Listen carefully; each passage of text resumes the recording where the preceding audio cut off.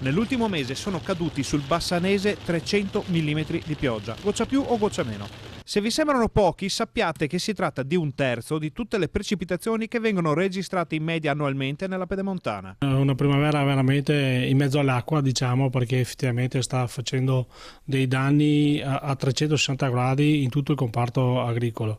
Se pensiamo al Bassanese, dove abbiamo un po' tutte le culture, partendo dalla ciliegia che effettivamente in alcuni casi ha distrutto il 90% della produzione, abbiamo l'orticoltura, che il Bassanese è vocato all'orticoltura, con grosse difficoltà anche nella messa a dimora delle piante, e chi le ha messe prima della pioggia sono praticamente bloccate o se non altro stanno per morire.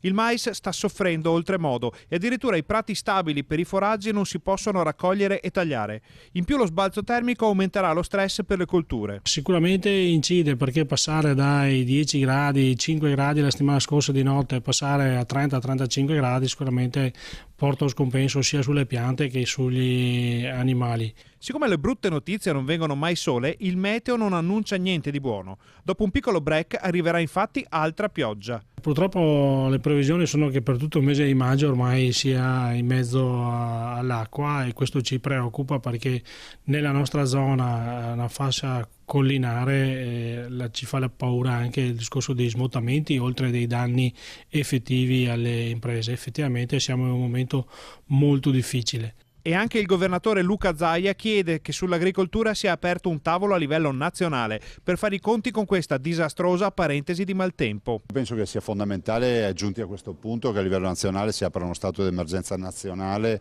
per l'agricoltura.